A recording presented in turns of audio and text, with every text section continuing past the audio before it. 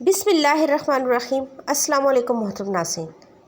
قربانی کرنے میں سب سے بڑی غلطی جو ہم کرتے ہیں وہ یہ ہے کہ ہم وہ جانور ذبح کرتے ہیں جس سے حضور اکرم صلی اللہ علیہ وسلم نے منع فرمایا ہے۔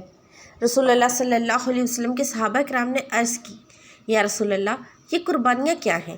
فرمایا، تمہارے باپ ابراہیم علیہ السلام کی سنت ہے۔ انہوں نے عرض کی، یا رسول اللہ، ہمارے لیے ان میں کیا ثواب ہے؟ فرمایا، ہر بال کے بدلے نیکی۔ عرض کی، یا رسول اللہ، اون کے متعلق کیا ارشاد ہے؟ فرمایا، اون کے بدلے نیکی ہے۔ عید الاضحیٰ پر قربانی کی اس قدر فضیلت ہے کہ مگر جانور کی قربانی کے وقت چند امور ایسے ہیں جن کی طرف عموماً ہماری نگاہ نہیں جاتی۔ نتیجتاً ہم وہ عمل کرتے تو ہیں لیکن اس عمل کی اصل نفع اور تاثیر کو حاصل کرنے سے محروم رہ جاتے ہیں۔ ہم قربانی پیش کر کے اپنے ذمہ ایک واجب کی ادائیگی تو کر لیتے ہیں جس سے ہمارے نامہ اعمال میں ترک واجب کا گناہ نہیں لکھا جاتا، لیکن سوال یہ ہے کہ کیا اللہ رب العزت کو صرف کسی ایک دن میں لاکھوں جانوروں کی قربانی پسند ہے کہ ان کا خون بہایا جائے؟ اس عمل میں وہ کیا خاص بات ہے کہ اللہ رب العزت نے اس عمل کو اتنا محبوب جانا کہ آقا علیہ السلام نے فرمایا، ابن آدم نے قربانی کے دن خون بہانے سے زیادہ خدا کے حضور پسندیدہ کوئی کام نہیں کیا، اور بے شک وہ قربانی کا جانور قیامت کے دن اپنے سینگوں، بالوں اور کھروں کے ساتھ آئے گا، اور بے شک خون زمین پر گرنے سے پہلے اللہ کے ہاں مقام قبول میں پہنچ جاتا ہے۔ لہٰذا محترم ناظرین، خوش دلی سے قربانی کیا کریں۔ گویا عید الاضحیٰ کے دن اللہ تعالیٰ کو ایک مسلمان کی طرف سے کی گئی قربانی سے زیادہ کوئی شے محبوب نہیں، اور یہ عمل انتہائی مقبول ہے۔ عمل قربانی کے پیچھے کار فرما جس پوشیدہ مقصد نے ہماری اصلاح کرنی تھی، ہم اس تک نہ پہنچے بلکہ صرف ظاہر ہی پر توجہ مرکوز رکھی۔ جانور ہی کی قربانی میں کیا خاص بات ہے کہ اس عمل کو ہی کیا جائے تو قابل قبول ہے؟ اس کی جگہ اتنی مالیت کی خیرات بھی تو کی جا سکتی ہے۔ اس سوال کا جواب یہ ہے کہ بات اگر خیرات کی ہوتی تو اللہ تعالیٰ انسان سے ایک دن میں اتنے جانور ذبح نہ کرواتا بلکہ اس کا ماڈل تبدیل فرما دیتا۔ لہٰذا یہ بات فقط خیرات کی نہیں ہے بلکہ اس کے اندر کوئی اور راز پوشیدہ ہے جس پر ہماری نگاہ نہیں جاتی۔ دلذیل روایت سے وہ پوشیدہ راز عیاں ہو جاتا ہے۔ آقا صلی اللہ علیہ وسلم نے ایک روز سیدہ عائشہ صدیقہ رضی اللہ عنہ سے فرمایا، چھری لاؤ، پھر فرمایا اسے پتھر پر تیز کرو۔ میں نے تیز کر دی۔ آپ نے مینڈھے کو پہلو کے بل لٹایا اور ذبح کیا۔ اس حدیث مبارکہ میں دو امور قابل توجہ ہیں۔ اپنی قربانی کو ذبح ہوتے ہوئے دیکھنا، اپنے ہاتھوں سے قربانی کرنا۔ ہمارا طرز عمل یہ ہے کہ ہم نہ اپنے جانوروں کو خود ذبح کرتے ہیں اور نہ اسے ذبح ہوتے ہوئے دیکھتے ہیں، یعنی اس عمل قربانی کو اہمیت ہی نہیں دیتے، اس میں دلچسپی نہیں لیتے۔ ہم قربانی تو بس ایک خرچ سمجھتے ہیں۔ جس طرح سال میں ایک مرتبہ زکوٰۃ دی جاتی ہے، اسی طرح یہ بھی سال میں ایک خرچ ہے جو ہم نے کر دیا ہے اور حصہ ڈال دیا ہے۔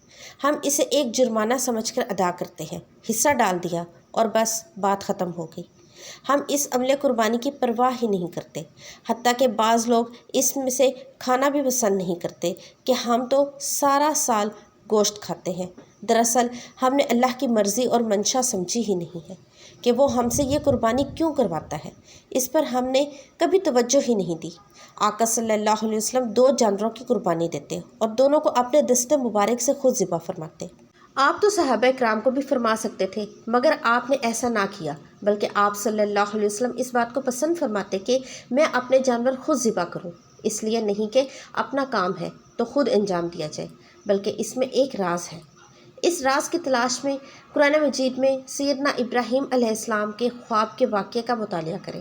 حضرت ابراہیم علیہ السلام نے جب اپنے صاحبزادے سیدنا اسماعیل علیہ السلام کو اپنا خواب سنایا کہ حضرت ابراہیم علیہ السلام نے فرمایا، اے میرے بیٹے، میں خواب میں دیکھتا ہوں کہ میں تجھے ذبح کر رہا ہوں، سو غور کرو کہ تمہاری کیا رائے ہے؟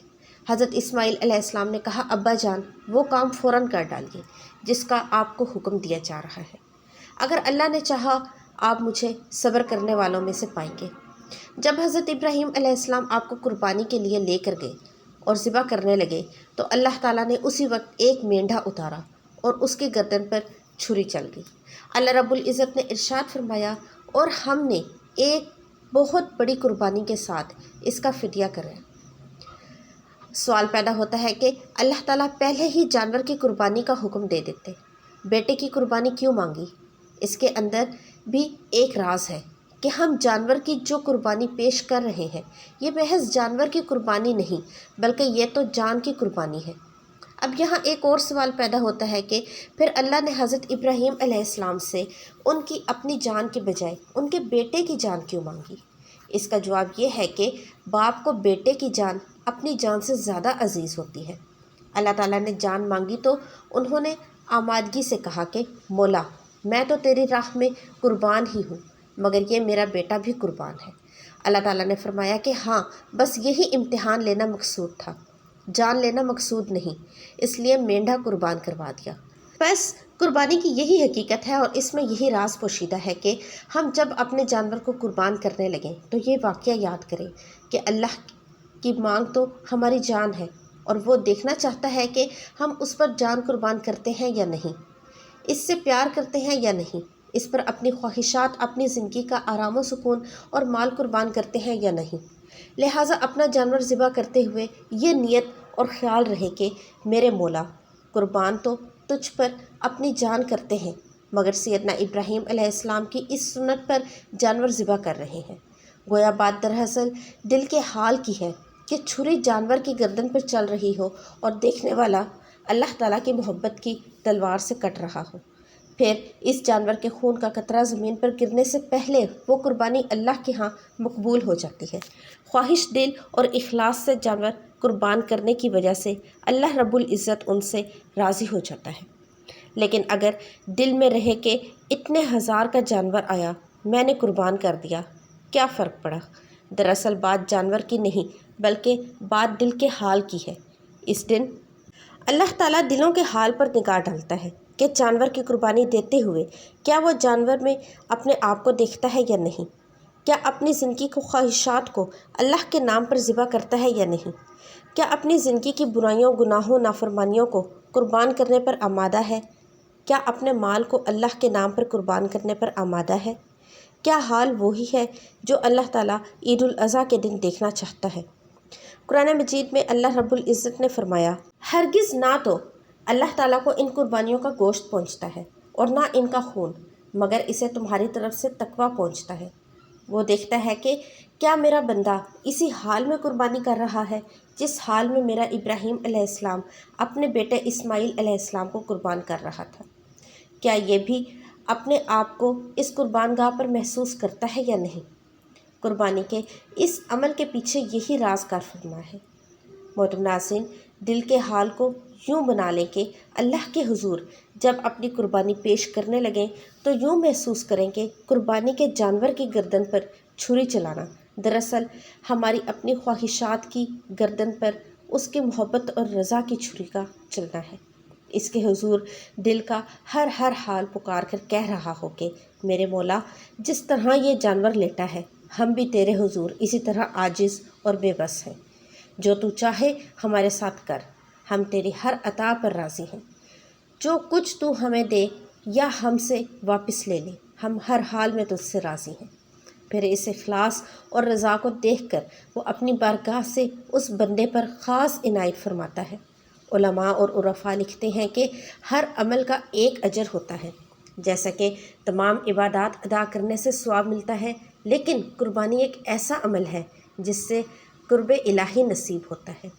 قربان جائیں ایسے مالک اور آقا صلی اللہ علیہ وسلم پر کہ آپ صلی اللہ علیہ وسلم ہر سال ایک جانور اپنی طرف سے واجب کی ادائیگی کے لیے ذبح فرماتے اور ایک اپنی امت کی طرف سے ذبح فرماتے۔ تصور کیجئے کہ کیا کوئی ایسا مالک بھی ہوگا جو اپنے غلاموں کو اتنا یاد رکھے۔ حضور صلی اللہ علیہ وسلم قربانی کرتے وقت دعا فرماتے، الہی محمد صلی اللہ علیہ وسلم آپ کی آل اور آپ کی امت کی طرف سے قبول فرما۔ دوسری روایت میں ہے کہ آپ صلی اللہ علیہ وسلم ارشاد فرماتے، الہی یہ میری طرف سے اور میرے ان امتیوں کی طرف سے قبول فرما جو قربانی نہیں کر سکے، یعنی امت کا کوئی ایسا شخص بھی تو ہوگا جو قربانی نہ دے پائے گا، لہٰذا حضور صلی اللہ علیہ وسلم اسے بھی اپنی قربانی میں شامل فرماتے تاکہ میرا کوئی غلام اس نیکی سے محروم نہ رہے۔ اللہ تعالیٰ سے دعا ہے کہ اللہ تعالیٰ تمام مرحومین کی مغفرت فرمائے اور ہمیں حضور پاک صلی اللہ علیہ وسلم کی سنت پر عمل کرنے کی توفیق عطا فرمائے اور ہمیں صحیح طریقے سے قربانی کرنے کی توفیق عطا فرمائے، آمین ثم آمین۔ محترم ناظرین، کامنٹ سیکشن میں اللہ کے 99 ناموں میں سے ایک نام ضرور ٹائپ کیجیے گا، ویڈیو کو لائک اور چینل کو سبسکرائب کر کے جائیے گا۔ ملتے ہیں نئی ویڈیو میں، اللہ حافظ۔